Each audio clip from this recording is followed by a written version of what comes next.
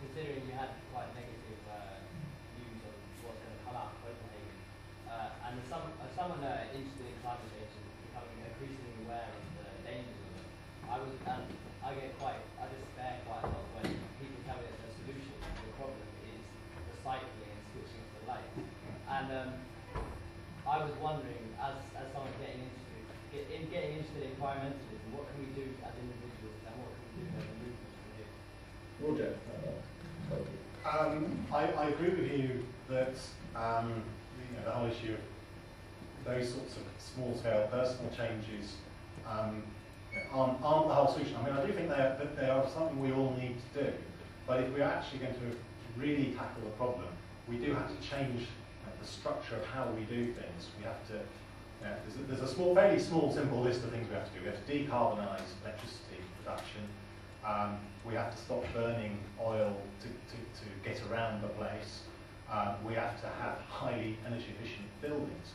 These are all things that are perfectly doable, but they will take a long time because they affect our whole sort of infrastructure of how we live.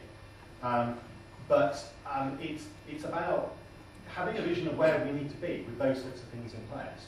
And what can we do to start to move down that route? So, for my personal example, electric cars are, I think, actually part of the ultimate infrastructure. And yes, for sure, at the moment, all it really does is, they are a bit more efficient, but yes, they do just simply transfer the burning of carbon into the power stations. However, in the long term, when we've decarbonised electricity production, they are part of the answer. I've volunteered to be in an electric car trial that's coming into Birmingham, where they will put in charging points around the city and for those people that are part of it. And it's about creating that infrastructure that one can see that in 40 years we need and supporting its development. Okay, right, so let's go on to you, absolutely. Yeah. Could I say something about the previous question? And that is, because of the way people have been swept along in this tide of man-made global warming, they have to have some whipping boys, and the whipping boys are generally cars and aircraft. They never mention, for instance, boats, which actually make just as much CO2 as the other, cars and aircraft. For some reason, boats seem to escape it.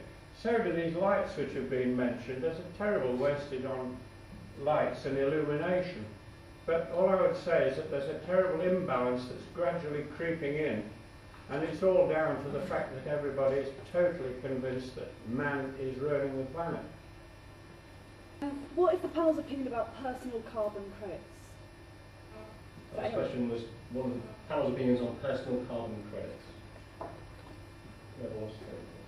I'll do that. Roger already mentioned that the equitable long-term solution is everybody on the planet can use up the same amount of carbon, ideally. We could start in this country by doing that per person. Some bits are very, very easy, like the electricity and heating for your home. We can do that now quite simply, so I'm all in favour of those sort of carbon rationing, if you like, whether you call it credits or not. Others are really much more complicated. So what's your contribution of being a student here? Really hard to work out and not your fault. I wouldn't go that far at the minute, but I think in the long term we need to move towards that, and we really should start now with the easy bits.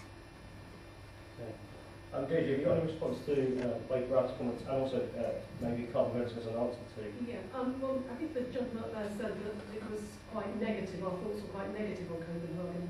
And I think they're realistic, actually, because if the right people aren't around the table, then not much is going to come out of that.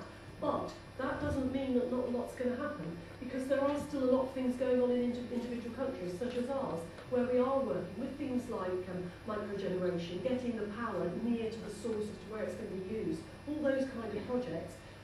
Lots is happening, but it doesn't have to come out of Copenhagen.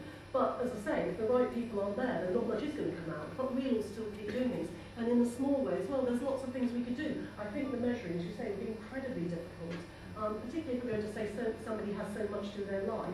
Well, we're all at different stages in our lives. So how are you going to measure that? Are you going to say somebody's already had far too much, so they've got nothing left? I just think it would be impossible to work out. But there are lots of things we can do individually, and I think we should be doing them as much as we possibly can. Sorry. As much as we possibly can. So I'm all for individuals taking action as well as governments and as well as international agreements. But I think actually measuring out would just be impossible to police. Just one basic point. Just a boring practical point, and that is any system, whether you call it personal carbon credits, but what effectively is a rationing system in the long run, is politically very difficult in the long run. People don't like to be rationed in that sense. I honestly think that the question of taxation is probably where you have to go instead, that those people who use more carbon and so on have to pay more for it. It also, I think, from the standpoint of government, is probably a little bit easier, although nothing's easy, to actually bring in to administer a system of taxation than it would be basically a rationing system. Okay, Roger, can I ask a Liberal Democrat government, would they bring in such a scheme of individual carbon credit? No, I mean it isn't practical at the moment. You know, for the reasons that have just been stated.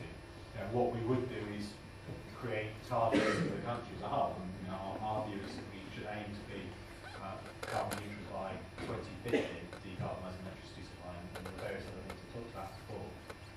If we can do that collectively as a country through a variety of mechanisms, including taxation, then collectively our individual carbon footprint will be within acceptable bounds.